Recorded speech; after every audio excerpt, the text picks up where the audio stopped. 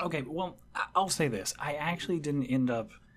I didn't like the show, but Well, but I never would have guessed that one. Shocker. but I actually ended up like, I don't know. It wasn't as much as me like getting so mad and just wanting to rage quit the show. It was me just, for half the time I was bored, and then for the other half I was just so annoyed about the whole thing. But it was an annoyance in which it's just draining instead of infuriating. I just felt drained after watching that episode. I was like, oh my gosh, please, please stop. All right. And I know that I'm going to shit on it later, so let me get out of the way. There are actually some really great things about this show. First off, it looks very pretty. They really tried hard with a lot of the art, and especially a lot of the special effects in the show, whether it's the snow falling or the actual reflections of the glass, so that it looks like a prism with all the different colors coming out. Mm-hmm. And the soundtrack was gorgeous. Like, I understand it played a lot of like classical music that is, actual classical music from the classical period, but outside of that, the original soundtrack for the show is fantastic. I actually really enjoyed that more than I did the classical music. Really good stuff. Yeah, there's a lot of piano tracks. Yes, and they're very good piano tracks too. And I liked stylistically what they chose to do with those piano tracks, because it's like the classical music, it very much had a tone and theme and style, and they were choosing to use it. I actually don't know how they were choosing to use it, because it didn't match the tone of what was going on screen, but it always had a very more somber tone to it. But anytime that it was a anime original piece of music, it was a little bit more upbeat, and it sounded great. And it matched everything that was going on screen. It was great. Yeah, maybe they chose that because the plot. So. No, yeah, and that definitely seems to be what it is. And so I'm not going to fault them necessarily for choosing to use specific classical pieces. I would have chosen happier ones for the scenes in which they're legitimately just friends hanging out at a coffee shop, instead of the one that makes it sound like one step away from like Moonlight Sonata. Yeah, like it's like you could have put Claire de Lune as the soundtrack, and it would have been and it would have been infinitely better. Yeah.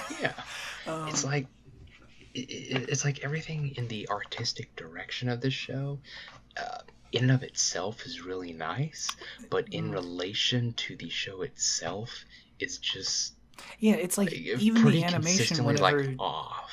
In the animation, even when they choose to do the animation, which I'm going to get into, when they choose to do the animation, it's great. It's pretty well animated. I mean, this is PA Works, right? That's because this is right before Shirobako. And it shows, because PA Works always does really solid job of making things look damn pretty, and I'm glad that musically it also matched that. It's just everything else about this show, which is such a fucking train wreck. Before we continue, I just want to state that I like. Saying I like Glasslip is kind of a misnomer. But I was legitimately going to say fuck off. No, I come out of this watching more enlightened than I did from the last one, though. I feel like I have an understanding of what they were trying to do. I feel like I kind of understand it now. I'm glad, because I definitely, and maybe that's part of the reason why I didn't enjoy it as much, is because I will honestly admit that there are some parts of this that I am not going to understand. And while I personally feel like that is probably a failing of the anime, I will fully like revert that if you can explain it to me, and then I can be like, oh no, yeah, I just missed that. Well, but no, there are for sure a number of things that the show just does not explain. Yeah, there is. We cannot hope to understand what the fuck happened. Yeah, there's still many places in my notes. There's some holes I can fill in, but there's a lot of places where I'm just like, okay, I'm still not really sure what's going on there or why that happened in particular in that order. But I do have a basic understanding of perhaps what they were trying to do.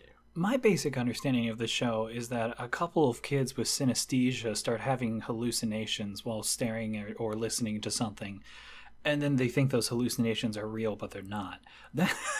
That's my basic understanding of the show. Like, I don't know. Anyways, let's actually jump into it. All right. I mean, I feel like we're in the thick of it. I will say there is one thing that I forgot to mention whenever I was doing compliments for the show, is that as much as I wanted to get behind it, and this maybe not be something that you guys were interested in, but I did not like the sound design for this show.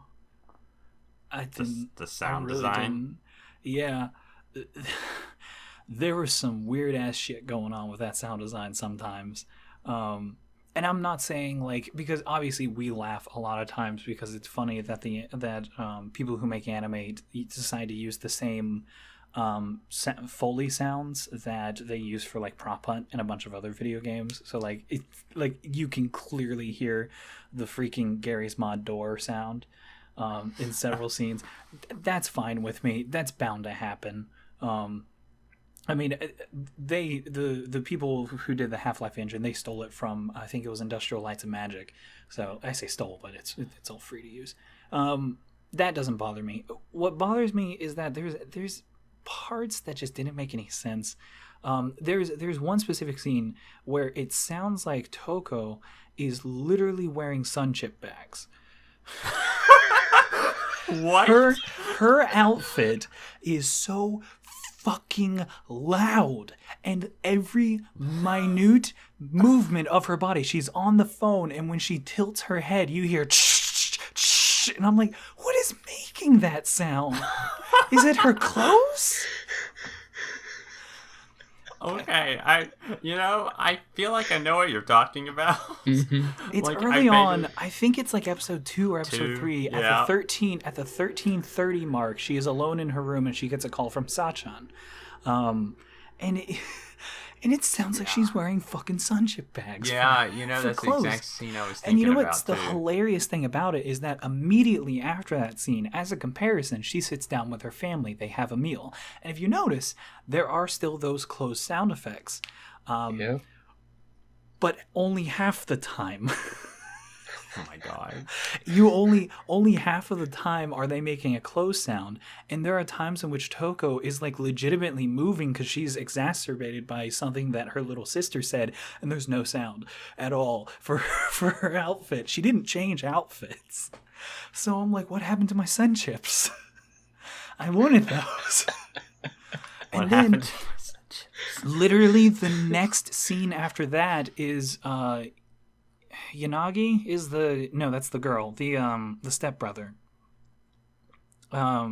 Yuki. Yuki. Terry. He's out running, and his sounds don't even nearly make that same sound. And I'm like, he's running, like that's a lot of movement, and he doesn't get the sun chip sound. Oh, it's different material, the clothes, man. Oh, fuck off. Hers were all organic and recyclable. I swear to God. We're not endorsed by Sun Chips. Oh my gosh. Oh, shit. And it's not just the clothes. I know I'm nitpicking. And honestly, yeah, it is a nitpick. But it bothered me because I that shit happened in multiple scenes whenever, like, something just wouldn't make a noise. And then other times it would be the loudest thing in the scene, like, even over the dialogue. And I'm like, what are they doing? Just didn't make any damn sense. Story of Glasslip. What are they doing? This doesn't make any damn sense. And Man, then, what? yeah, I don't know. Sorry, Zach, you were gonna say? I was just gonna say, like, watching this when it was actually airing. Oh, that must have been an experience. It was the biggest ride. It was the weirdest thing, because, like, honestly, Matt, that was one of the first shows we ever fucking talked about. Yeah, it was. Like we kind of bonded over Glasslip. It's true. Which is an absolutely insane thing to say. It's kind of funny how our friendships have developed, in which I became friends with Matt because I was fucking pissed off at a Ramo and I needed to yell towards someone's general direction, and then Matt was just like, I know, right? And I was like, fucking thank you. And then we became best friends, and then you guys bonded over Glasslip. Like, you had been friends, because we were just like, We were just yelling at each other over the same thing. Because we both just need to yell, like, what's happening? To which the response every week was always, I don't know. Literally, like, you would go to places, blogs, like if it was 4chan or Reddit or whatever, you'd go anywhere, and everyone would be, like, trying to figure out what is going on. And there's just offshoot theories, like, people are just spouting bullshit left and right trying to figure out this show. A was a shit show whenever it was Glasslip Day. Oh yeah, because you guys Fucking used to be on incredible. 4chan back then. Yeah. I mean, I didn't browse A much back in the day, but I dabbled I'd a found lot. like I had found a few choice threads here and there, and I was like, okay, I'll pop in on this. Man. But Yeah. I cannot imagine, especially because right before I started watching, I looked it up on My Anime List, and we all say that My Anime List is not exactly the most accurate rating of what a show is.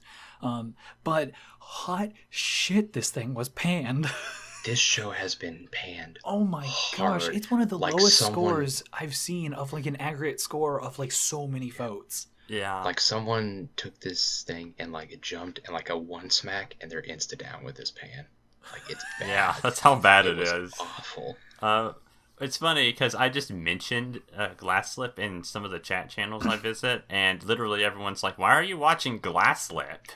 Like, and they're like, and I'm like, "Have you seen Glasslip?" And they're like, "No, I just heard about it." And it's like that's how like the level of panned this is. Yeah, Like you mention it and everyone knows it's shit. Like, but like doesn't know anything about it. It's that PA Works show that you don't fucking touch. It's the PA Works show that PA Works themselves made fun of. Like, pretty much. it's that bad. I do agree with you too, as much as I fucking hate you guys. That it definitely was like you have to see the show. You really do. It is such an amazing thing to watch and be and just be so confused.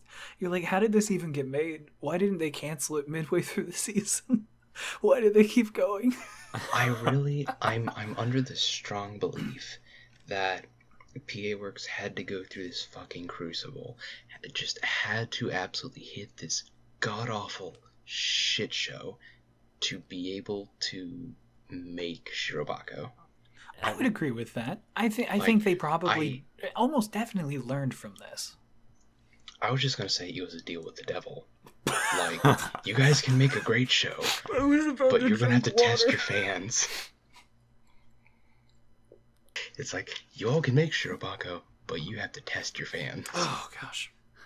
Test the fan base. So let's see if they'll hang on to you with Glasslip. because we've been shitting on it for a little while. Let me actually talk about an aspect of the show. Because I had mentioned before when they choose to do the animation. Do you guys know what I'm talking about when I say that? Well, I assume you're talking about the stills that transition into like painted areas. Which is about Yes. half of any given episode. Half of any given episode. Most likely, if they're ending a scene, they're going to end it on one of those painted stills. I called them dramatic. Hang on, I actually had it. I typed it out like 50 times. Dramatic sketch shot, because they have these like black lines as if it's sketched and then painted in. And yeah, like, it's fucking stupid. They had an entire scene in this show, an entire scene that takes place in the hospital, in which they just put dialogue over top of a couple of sketched images, and that's it. They didn't animate for that entire scene. And it made no sense. There was no reason to be, because every time it's supposed to be a dramatic break. Like they developed that early on within the first episode, that it's like, this means something. Anytime that they pause and do that, it was supposed to be, this means something. And then by like halfway through the show, they've already broken their own rule. Cause like Right. they had the dramatic sketch shot in the hospital, in which it's just them sitting there talking. There's nothing else going on. And then, like, they had a dramatic sketch shot of whenever Yanagi was walking through her house, and then and then they paused on her shoulder. It was the only thing in the frame. It was just her shoulder, and a like, it was her shoulder in like a beige background of like the walls of her house. And then they had But Kyle, it means something. And then they had a sketch shot of our two leads kissing, but then immediately transitioned into another sketch shot, which is a chicken that was right by their foot. And I have no idea why we were looking at the chicken. All it was doing was just pecking on the floor. Why were we staring at the chicken when those two kissed for the first time? Jonathan knows what's up, man. The chicken is symbolic. Yes, he is. Fucking... And it becomes an issue because there are multiple times in which it's not just the sketch shots. It seems like they just kind of ran out of budget or just got a little lazy. There is one scene in the episode 12 in which they're on the roof, it's snowing, Oh, no. and the entire thing was picture-in-picture. The entire scene. And, Yeah, you're right. And the most interesting thing about that is that they're breaking all of their own rules. In the past 11 episodes, they had never done that. The only picture-in-picture that we see is we get these little chibi, super deformed versions of the characters for like a little joke, and then it goes away. The entire scene was picture-in-picture of just a slow zoom out of the roof, and then we kept on getting these tiny little stills of like their heads, not super deformed at all, just picture of them on the balcony in a tiny window, and then they're talking, and then it jumps to another tiny window on another side of the screen that had nothing to do with that side of the screen, and then we jump to another one, and then we get a split screen at some point in which it's like them on either side. I'm like, why are you even doing that? They're literally next to each other. Why did you put a line between them? I don't understand. It just didn't make any sense, and it felt so lazy. Because it's like they just didn't really want to animate it that much. Well, it's like, so that scene in episode 12, that one was pretty, yeah, that was the, yeah, I remember me and Zack watching that too, and we were just like, what the fuck is happening? But it really doesn't more make... so than any of those. Yeah, and because episode 12 was just, what the fuck? But... Yeah, the entire thing. It's nothing. But we'll talk about that later. But the picture-in-picture, I watched that again, and I'm like, no, this doesn't make any sense. Because they put, like, one in the corner, then they put another, like, kind of longer one, like a vertical one, and then they put, like, another one. Then they put one that's, like, it's like it's literally like what we do for the podcast, where I put, like, a 720p video inside a 1080p video. Yeah. That's exactly what it was like. And I was like, what's the point of this? Like, I can't even see the background. Like, if you're trying to get me a good view of the background, I can't even see it. I can't even get, like, a frame of reference of where they even are on the background. So right, because they keep covering up where they are on the background picture with a fucking picture-in-picture that jumps around on the screen. And I was like, there is literally no point in this except to make us confused. Which, I'm confused. Yeah. I'm confused. Congratulations. Yeah. And it's not even like you could say that it is doing something, like, thematically with their discussion of, like, you know, no, like this being is in this not new town or something. Yeah, this is not Monogatari levels of, like, look at our clever animation, which becomes a metaphor of our dialogue. No, not even close. Yeah, it's like, everyone in this town is nice. Are you going to work for your grandpa? I don't know yet. And that's another thing, because let's be honest, everything we're talking about here is fucking second fiddle to the shit show that is the fucking dialogue and story of this show. Like, okay, here's the thing, Matt. Let's do a little wordplay of okay. So Okay, I'm good at this. there's a scene in which they're on the beach, and the main character, which I cannot remember the name of because his name was a little bit longer. I think it was 4 syllables, and I have a trouble remembering names. Kikura? So Kikaru, yeah. So I something just like called him that. shithead in my notes. I just referred to him as David because that's what they kept calling him in the David. beginning. That's right, yeah, and that's and at first that's what confused me too, because they did call him David even though it wasn't his name. Who knows why? Well, it was because when she first saw him, he was actually accidentally posed like the statue of David. And Oh. yeah, and He wasn't even posed like that. they did do it was funny because they did do a side by side of the actual statue of David and him, and I'm like, well, you tried. Close. It's like, hey, do you mind if I copy your homework? Sure, but change up some of the answers so we don't get in trouble. And just, But yeah. he got a nickname through a rough approximation of his looks. Yeah, so his name was Kikaru or something like that? Kakadu. Kakaru. Kakeru, yeah. Okay. I had to look at it. Kakeru and Toko are on the beach, and they're talking to each other because this is a little bit later on in the series, and they're getting very nervous because Toko's visions are getting worse, and it's basically she's having mental breakdowns. So Kakeru is talking to her and legitimately says, I'm nervous, I'm scared, I don't know what to make of this. So I don't know what to make of these visions. So Matt, can you say that to me? And then I will answer exactly as Toko did in that scene. So you want me to say, what is it? I'm scared. He basically said something along the lines of, I'm scared of these fragments of the future, which is what they call the visions. Okay. I'm scared of these fragments of the future. Hey, I'm getting juice. Isn't it weird that, like, adults pay for water whenever in the vending machine? They can just get it for free. And then she mumbles to herself as she walks away. What? She literally did that. She interrupted him, said, I'm getting juice, and then just commented about, it's weird, adults always pay at the vending machine for water. They can just get it for free. And then it's like, I just had to mumble, continues her monologue until she's off screen. And that is not an exclusive thing. Multiple times in this show, the dialogue made no sense. It was like they were up on the roof of that, like, one museum place, the art museum place. And she's like, oh, it's a bird's nest. And he's like, yes, there are at least 2 birds there. And she's like, wow, you know so much about this museum. And I'm like, what? What? It's like, the birds are an installation, honey. I was like, the fuck are you talking about? He literally commented like it was something worse than, like, talking about the weather. It's literally like he was standing out in the rain and he's like, I think it's raining. And she's like, you know so much about the weather. It was fucking stupid. And it's not just them either. And while he does suffer from that a lot because he's an emotionless guy the entire series. But, like, and so he definitely gets kind of the brunt of the bad dialogue, but the other characters too at times made no sense. It was like they had a whole episode dedicated to how Yuki was no longer cool. He lost his cool edge, and everybody said it to him.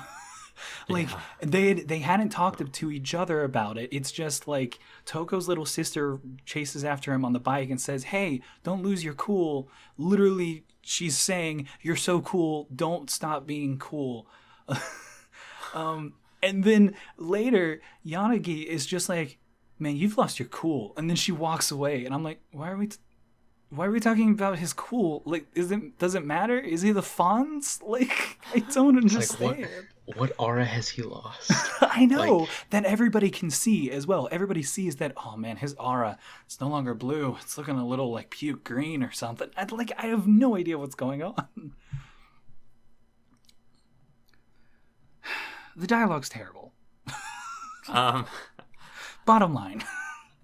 Yeah, like, something is definitely wrong with the pacing of the dialogue, or the dialogue itself is really bad. But... the pacing is definitely an issue, but it's 2 separate issues. The dialogue is bad, and then the pacing is fucking atrocious. You remember that episode 12 in which, like, Toko in this alternate reality visits the friends for the first time, and she introduces herself, and she goes, "Hi, I'm Toko," for 6 seconds. Hi, I'm such a... I was like, what is going on? I was so confused. And the weird thing is that it was like a fucking cult. All of them were staring at her and smiling with big eyes. And then it just cut to each of their faces. And I was like, did they drink the Kool-Aid? It was already a confusing enough episode because it's the only episode in which it's entirely in an alternate reality. And so we're already supposed to be confused, but then it's like this weird cult shit happens and I have no idea what's going on. Yeah, that episode is particularly confusing, but there's a lot of moments like what you're talking about with the weird character reactions and shit. A little bit tangentially related to that. So about episode 12 is very unique, not because of just mine and Zach's experiences together, but to me that stands out the most because it is the most drastically different. just based because it's alternate reality, like you said. Yeah. So It's intentionally supposed to be an episode that's weird, but the issue is that the entire show itself is weird. So it's like, not only did they throw you a curveball, they threw you a Looney Tunes curveball, where it's like, whoop, whoop, whoop, whoop, whoop. It's like going off far on the right. yeah, there's a lot of moments in this show though that like I feel like you feel like you're in the moment, you're watching something happen, or like you're just watching an event, or the characters just monologuing or talking or whatever, and then they'll just transition to something, and it's kind like it's related, but you don't know it's related unless you like either really pay attention or you're like trying to fucking make a theory, like I was. And there's just moments that if there was someone watching this show and they were not like paying fully attention to every single little detail in the dialogue and like everything, I feel like that you could get really lost like in the flow and the plot. Like you could like look at something and be like, well, why are these characters talking now? Or like, for example, at first in episode 12 you barely know it's an alternate reality unless you're like really paying attention. I mean, but I felt like it was, at least personally, I felt like they'd hinted at it so much that like their visions of the future were definitely not the future. And then whenever it actually does end up happening, like you see that it's very different because Toko gets off the train instead of shithead. What was his name again? David. David. Just call him David. Yeah. Instead of David. It's very much like it's supposed to be a complete reversal, but it also parallels. Yeah. But and I felt like it was kind of obvious, but yeah, no, I guess yeah, if you're I guess if it's a little hard to follow, and if you start losing the plot at some point, like the show did, then I think then I think you can definitely get lost, especially on that episode, because you're like, wait, where's the other 11 episodes? Like, what happened to them? Because and it's even watching. No. Oh, sorry. No. Sorry. Go ahead. Well, even like on the second watch through, I almost thought it was a flashback.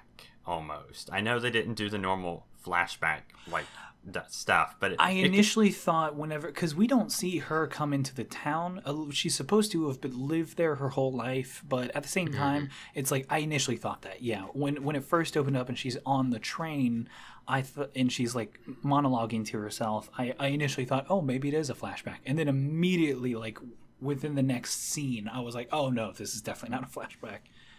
Yeah, it's just there's a bunch of bizarre moments like that though, where if you're not like paying attention, I feel like you can get really like confused or lost, or and that's Glasslip. They don't make it easy. They really don't, and like a part of it is largely because like as we've talked about, there are a lot of discussions and like conversations that happen between these characters that, you know, in some sense don't seem like they have anything to do with the plot.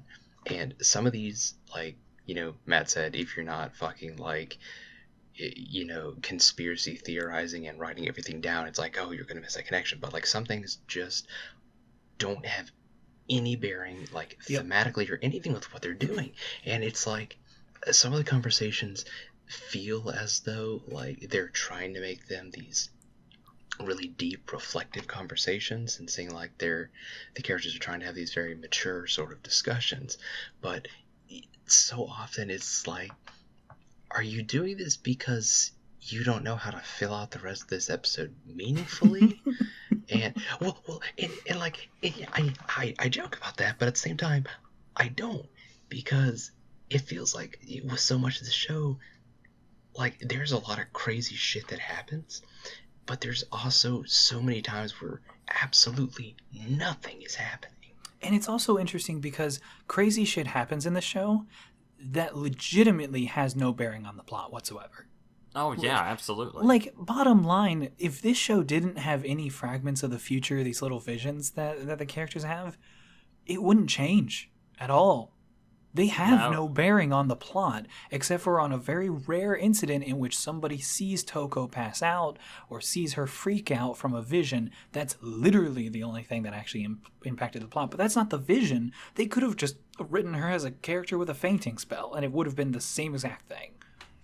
Sure. And I mean, like, the fragments of the future, like, sometimes affect how Toko thinks about things or approaches certain situations. Yeah. But, like, it's never to, like, an extreme degree. No. So, like, I'm kind of, like, they could have easily just, like, it could just be a normal-ass misunderstandings, hijinks kind of thing. I mean, honestly, there's... Like, the same situations could have been engineered with that basic bullshit. Easily. And honestly, that's really what it comes down to, because there are multiple aspects of this show that it legitimately feels like you had two different people writing two different stories, and then the third person took those two stories and combined them together with no regard for how that actually would play out. And that's very much what it feels like sometimes to me, because you get all these things about fragments of the future, but then they have no bearing on the plot, and then the characters never really talk about them, and then when they do talk about them, it doesn't matter, and then you have characters that are schizophrenic, and they have multiple personalities, just like living in their head, talking to them, but they... and sometimes metaphased out into reality. Yeah, and it's like Kakeru... had multiple times he had those two other voices in his head with metaphysical form whenever he's just hanging out, and there's like supposed to be some hidden meaning or some bullshit to it, because like multiple times it's like, I guess you won't need us anymore, and he's like, well, maybe I might keep you around, and it's like, but then they never go any further than that, and then it doesn't really matter, and nobody else even truly like sees these characters or sees him talking to himself. It has no bearing on the plot. Every single scene that those two other voices in his head are talking, you could have easily skipped that scene and the plot would have continued regardless. You could have just monologued in his head or something. Yeah, he could have just talked to himself. Yeah, why did we need the weird... These aren't like super like crazy deep conversations that needs like multiple perspectives. Like, this is just things that he himself could think. And it wasn't even done like dramatically. Nuts. Like, some shows would do it, like, you know, like, one would fade in and be like, hey, you know, blah, blah, blah, blah, blah, blah. One perspective. No, like, and then fade in, no, blah, blah, blah, blah, blah, this other and perspective. It wasn't like that. It was just like, you know, it suddenly just flashes to it and he's just talking to two other people of him. Yeah, and it's just like there's straight up just this episode. What's up, guys? Like he's just chilling, laying in the woods, and there's the other two of him just like sitting there and chilling, and it's like, you know, just crack up at a cold one with the boys, just hanging out. It's like some Final Fantasy 15 kind of shit. It's like, that's seriously what it is. And the weird thing is that they're not even consistent about how those two other voices behave, because in the original scene that we see them, the first scene, they're arguing with our main character, and all three of these different versions of David here are taking a different side in the argument. But then they finally end up agreeing on something, and it's like, okay, cool. But then the rest of the series, they all just agree with each other. Like every time that it's one of those scenes, right? Every time one of those scenes comes up, and one of them goes, "Man, bitches, man," and he's like, "I know, right?" And then actual David is like, "Yeah, it's kind of weird." It's like, what? It's like they had a cool, they had an idea that they thought was cool in the early planning stages of this, and they get further and they're like, I don't know what to do with this. I mean, legitimately, every time that those two extra voices showed up, I just became more and more fearful for why the fuck this show was trying to get our main female lead together with a guy who clearly has issues. And I was like, and he's more accommodating of his other voices in his head than Toko. I was like, okay, this is a major issue right now, and I do not feel that this will be a healthy relationship. And it wasn't even to begin with. Most of the show, that relationship was nonsense too. He legitimately said that he did not actually have feelings for her. Later on, obviously, he did. But at that point in time, I think it was episode 8. It was like after they have the pseudo fight, but then they don't actually fight, and everybody gets mad. But the fight didn't even need to happen, and I don't know why it happened. But after that, he says that he's doing all this because he doesn't feel complete, and he says, I'm also doing this because I'm also trying to date you because I don't feel complete. And I'm like, what in any sense makes that a healthy relationship? that you fucking think, and that's the thing, is that like he didn't love her. He's an emotionless prick for most of the series. He just was doing things for his own means and gain. He was like, I'm curious, why am I having visions? Well, this girl's having visions. I guess I'll work with her in order to figure this out. And like they work together, but then there are some times where Toko's like, I don't feel comfortable with this, and he's like, well, too bad. We're doing it anyways.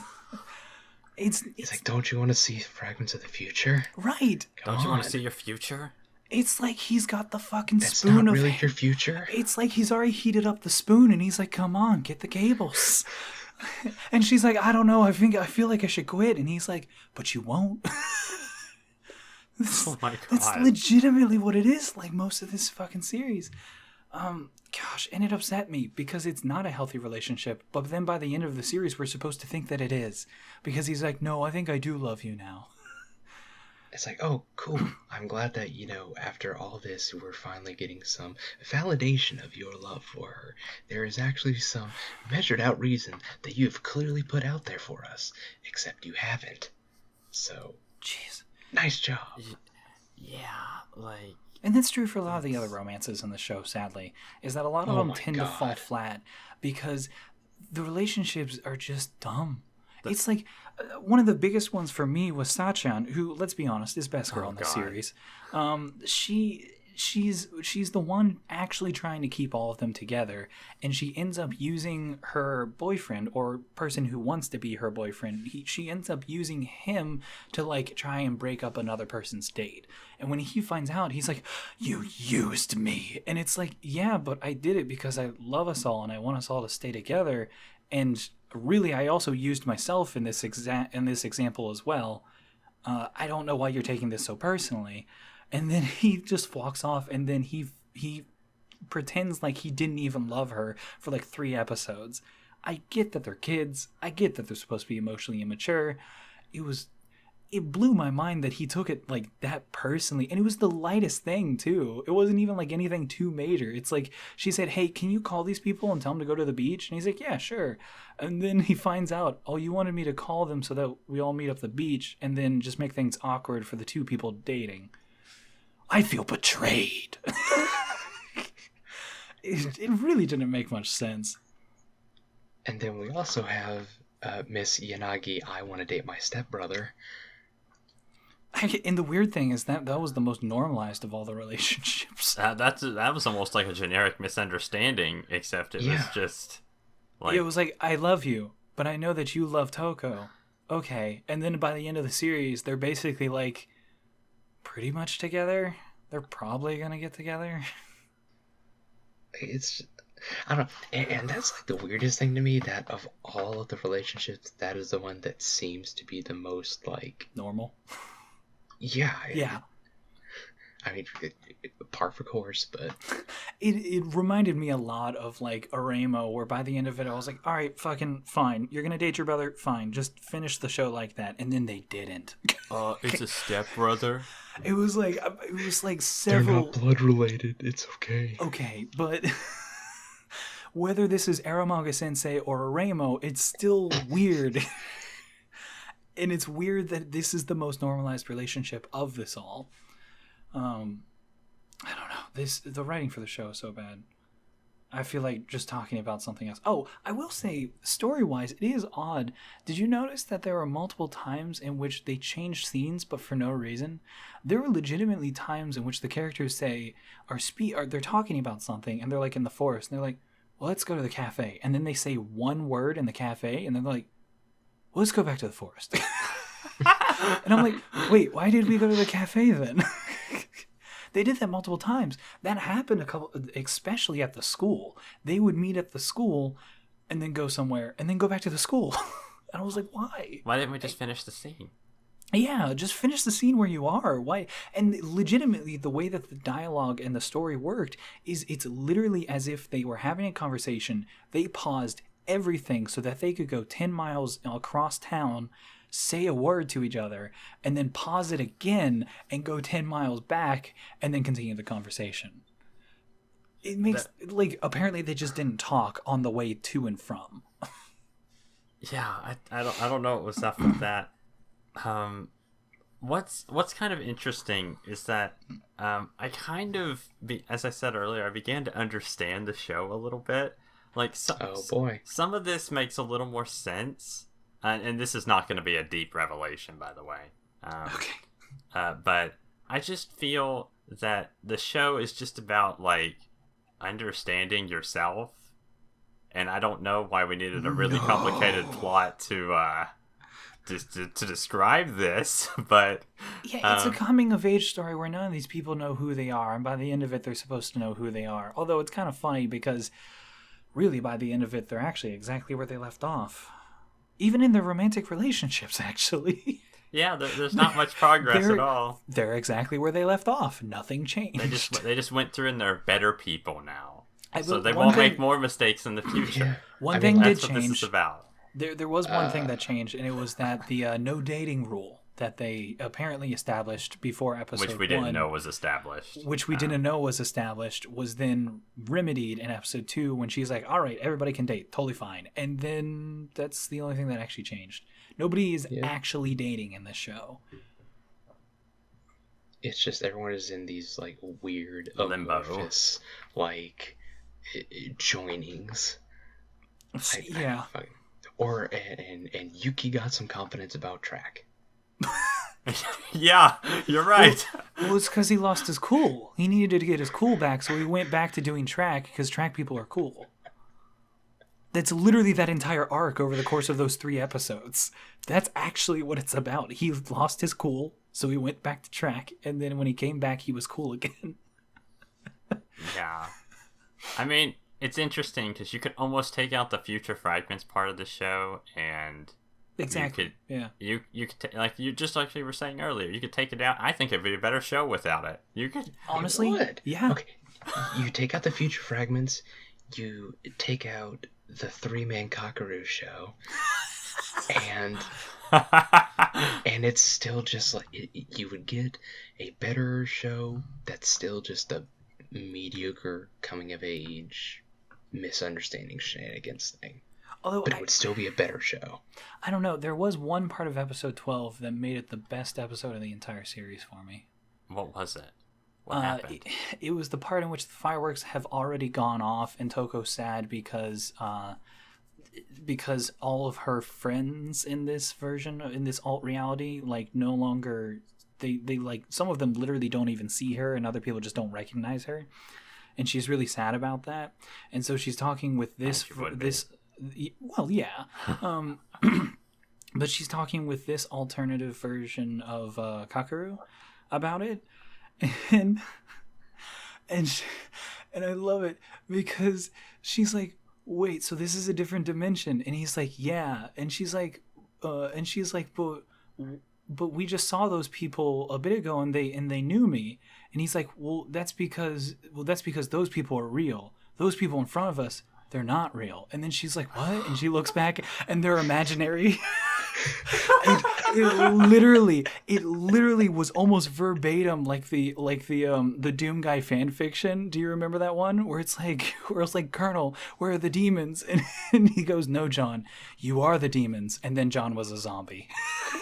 Oh my god! It's literally what it is because he's like, no, they're not real. They're imaginary. And she's like, what? And they're like fucking glowing and they're imaginary. And then she turns back to him and she's like, but are you real? And he's like, no. I'm not real either. And she's like, none of this is real. And I'm like, no shit, Sherlock. Congratulations, you figured it out. And it was dumb too because there was no reason. In this alternate reality, there were 2 sets of the friends for some reason. And there was no reason to do it because the real set of friends for this alternate reality didn't make it to the fireworks show, and then they're all in their little couplings. So what did it add to have another set of friends that were the exact characters? They're just imaginary versions of those characters that did make it to go see the fireworks. Well, I don't understand. I can tell you why. Okay. Oh, enlighten us. That's why. Were you actually gonna say something, or Yeah, I was gonna say the writers have no idea what's going on, and neither do no? we. They clearly don't.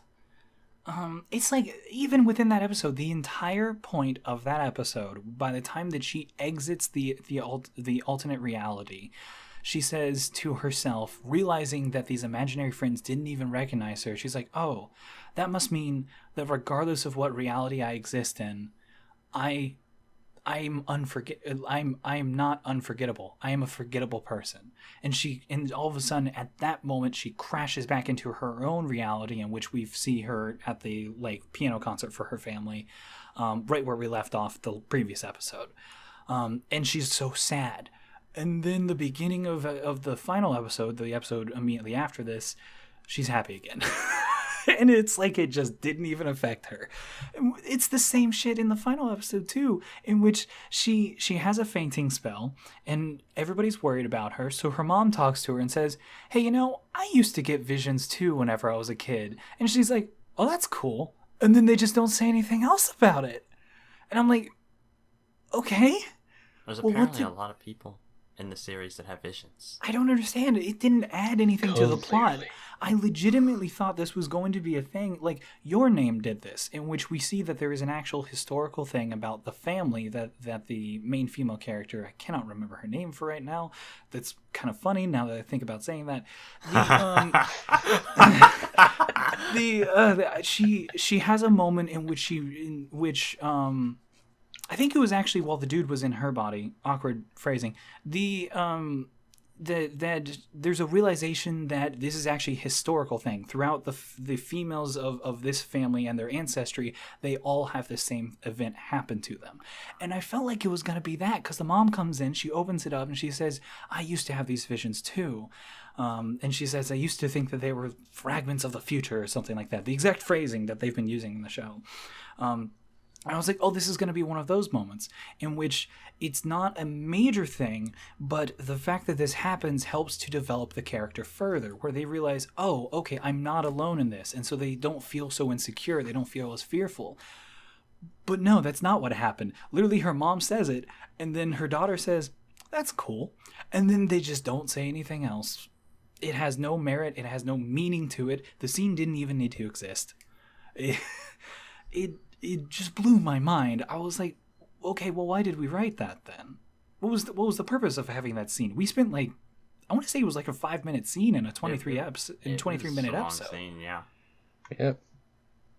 It just. But again, that's just Glasslip. They have so many things that work contrary or stand still with the plot. I mean, and you can call that real early if you just look at the entire premise of the first episode, in which they steal a bunch of chickens, and then they realize that was a dumb idea, so they put the chickens back, and then they literally comment on it in the episode and say, and I think I actually have it written down here, yeah, and I quote, I did it spur of the moment, got everyone involved, and now I don't think it solved anything. That's what they said verbatim in the first episode, and that's exactly what this entire fucking show did. It's the bad Seinfeld of anime. Nothing happens. It's a show. But everything happens at the same time. And it's so shitty because we don't even get the awesome Seinfeld the bass to play us out. I think that would help the sting a little bit, but. It's not a good show. I can see what they were trying to do. I very easily can see what they're trying to do. And honestly, I can clearly see what could have made this into an interesting show. But it's not. And that becomes the major issue. Everything that they put forth, whether it's the fragments of the future, whether it's the actual interactions between the characters, whether it's the story or the plot, or even how the misunderstandings develop, none of it matters. Because by the end of that episode, or by the episode after that, they've fixed that issue, and it wasn't even an issue to begin with. It's like it seems like one, and then 23 minutes later, all of a sudden it's not one anymore, and it actually had no impact on the characters whatsoever. Right, it's not like they were meaningful resolutions or advancements of what happened. It's just like, hey, this was something that happened, and here is how it's resolved. And okay, let's go on to the next one so we can make another episode. Yeah. Like, it's a consistent cycle of... It's kind of like it was trying to be. It was trying to be one of those slice of life shows that you get like a meaningful, a meaningful experience out of with the characters and stuff, and you see the characters grow over time. Except it was trying to be dramatic on top of that, and it was also trying to throw in some kind of supernatural plot. Yeah, it's like they were in love with doing a sci-fi, and then they realized after writing the first couple episodes that they actually don't really have much of a sci-fi. It's not even like what is it called? It's fantasy realism? Magical realism. Magical realism. Where everything's a lot more realistic, but we have like one minor thing that adds a little bit of magic to it, and I guess that's kind of what the show is. But to be honest, they just don't do anything with their magical element at all. It really serves no purpose. And it's such a disappointment. And then it's like the biggest issues with the show, I would argue, come down to the story, the dialogue, and the characters. But on top of that, you have so many problems with the actual... it's not necessarily the animation, but it's the direction. Like you have a scene in which like Kakeru confesses to Toko after the whole fight scene, and he reaches for her head to hold her cheek in like a passionate lover thing.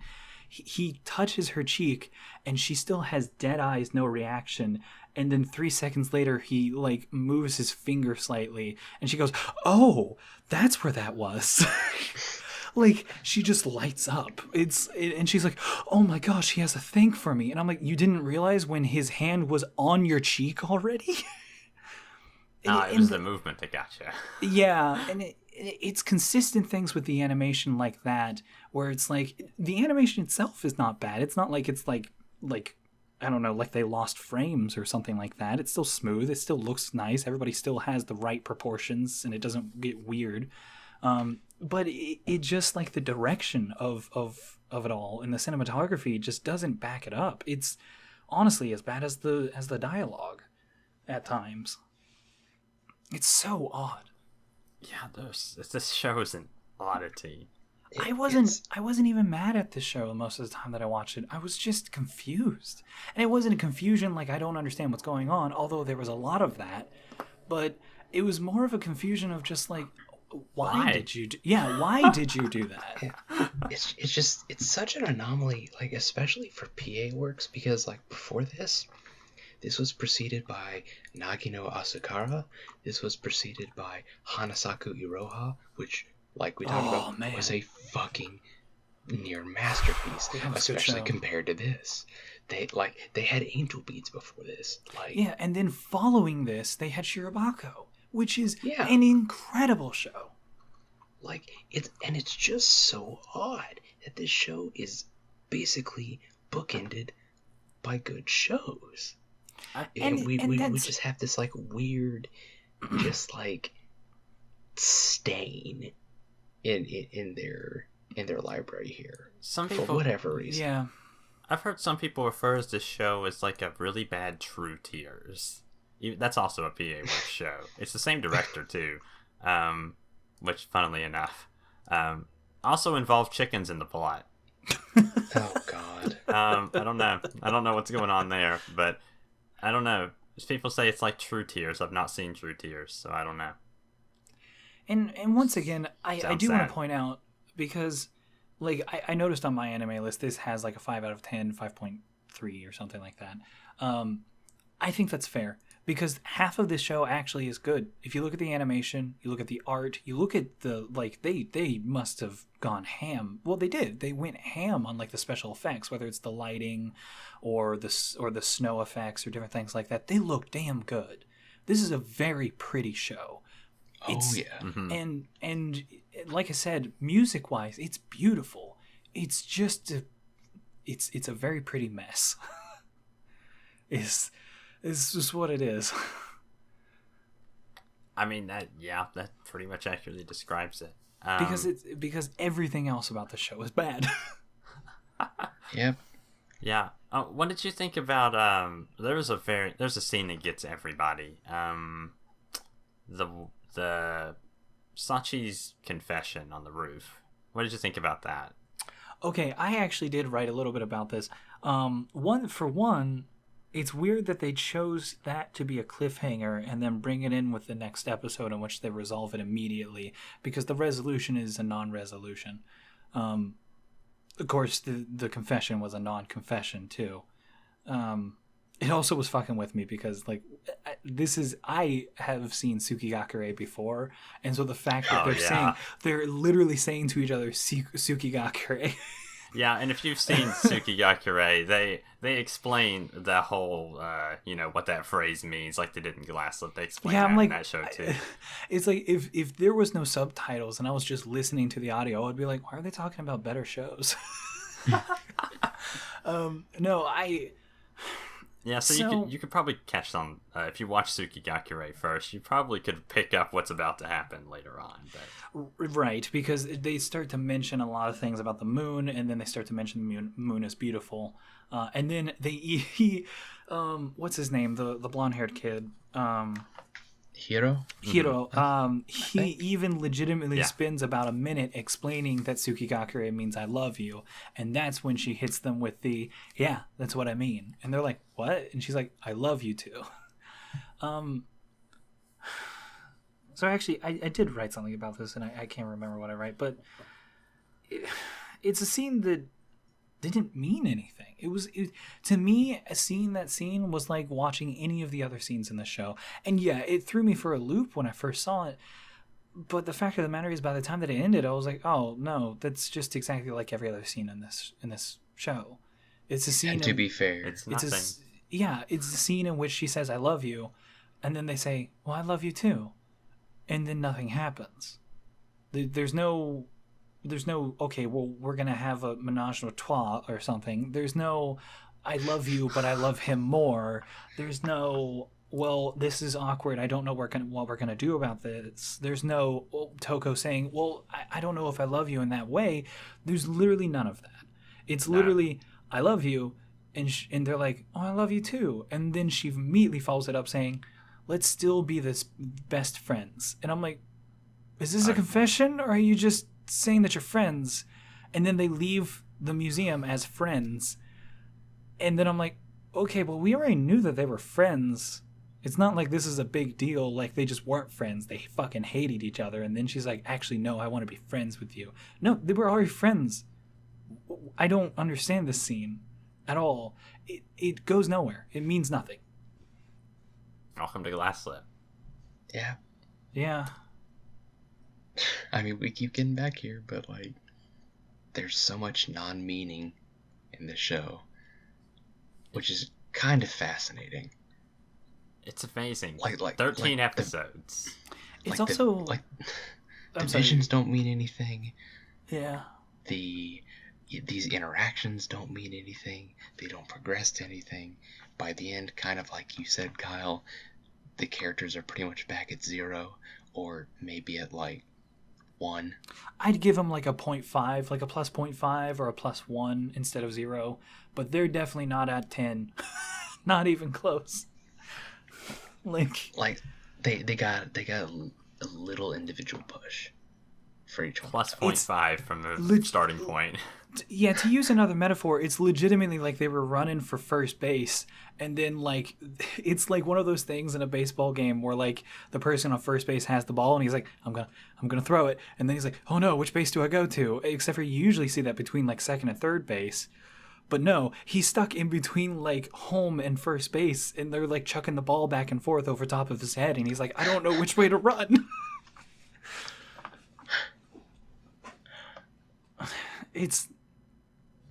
And that doesn't even make sense, because in the rules of baseball, that's not how it works. Yeah. That's appropriate, though. It's not a good show. The bottom line, it's not a good show. There are aspects that I can clearly see that there was something that was supposed to occur. There was something that was supposed to be meaningful, and then it never ended up being meaningful. Yeah. Like this. Glasslip could have been a good show. Yeah, You can clearly see the potential here. it had every. I can.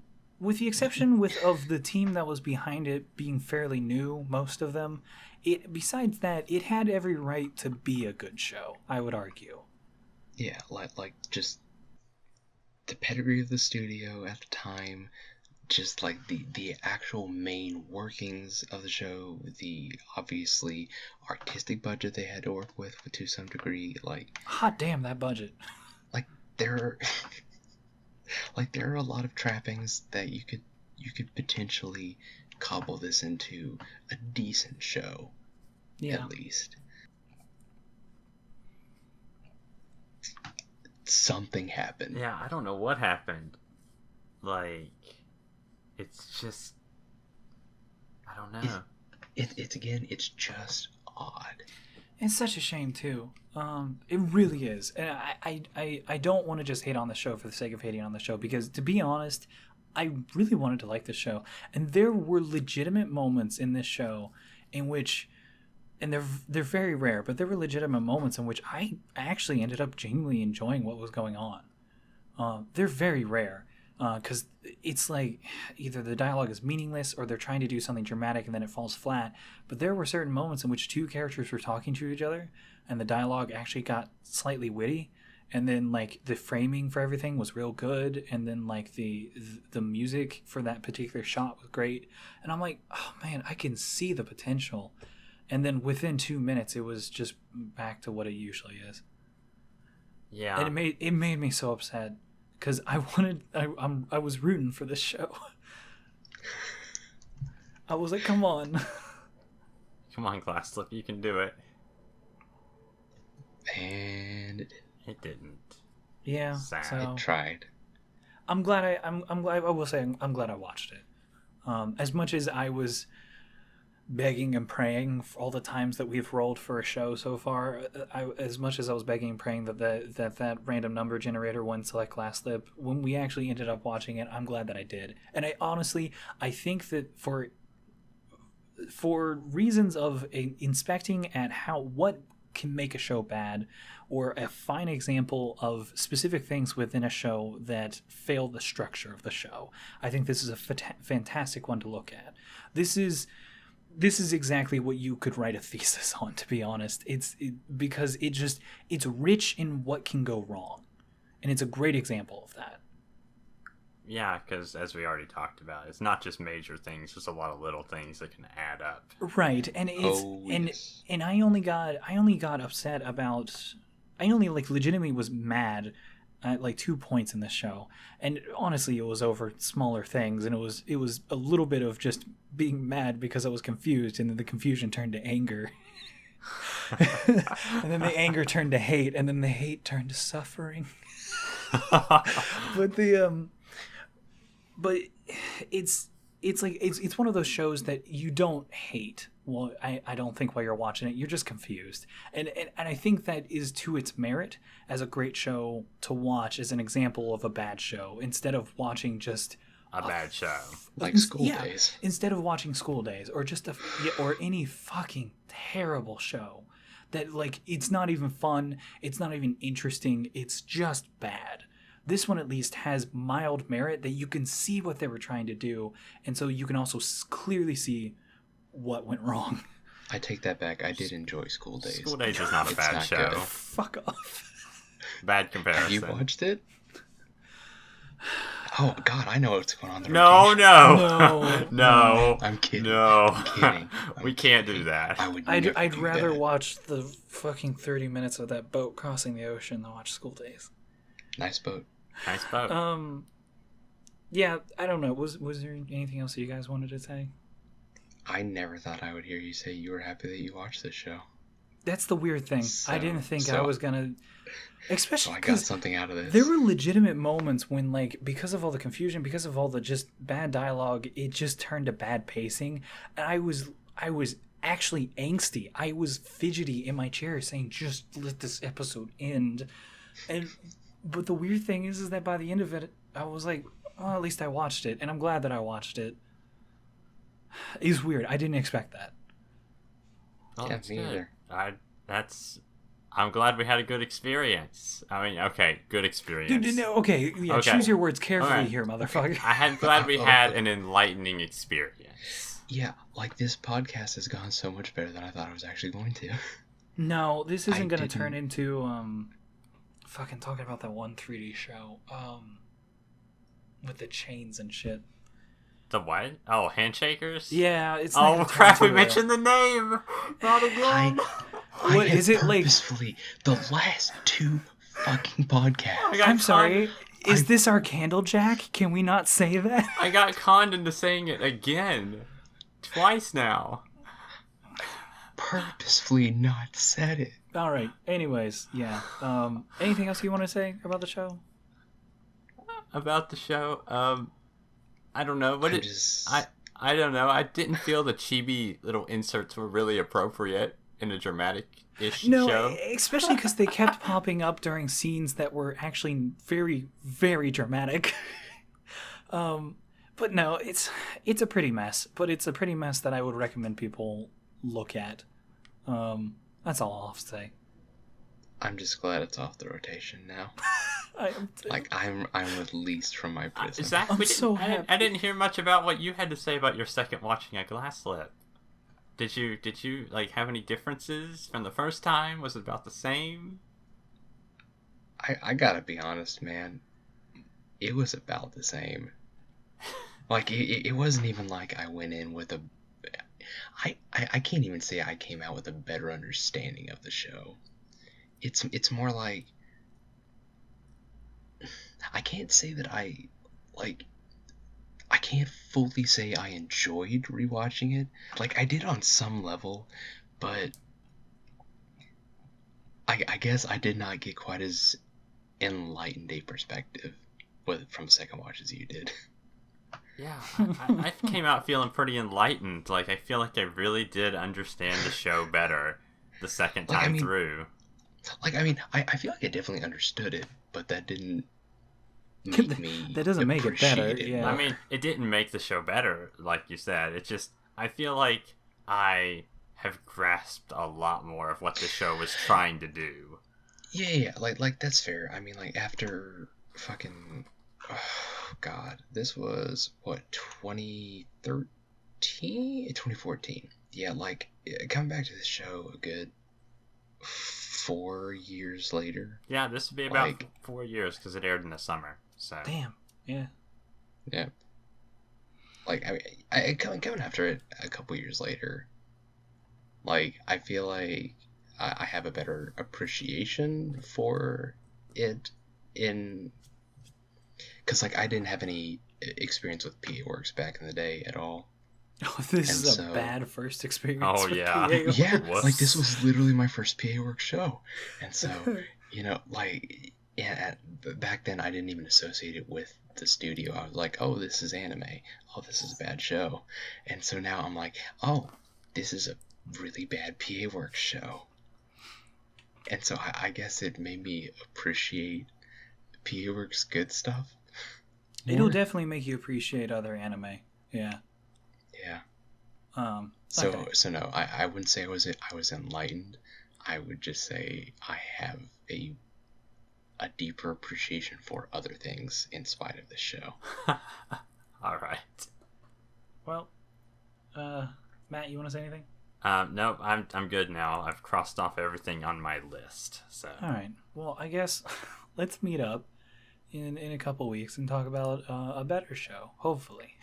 hopefully. All right. See ya. Bye. Bye-bye.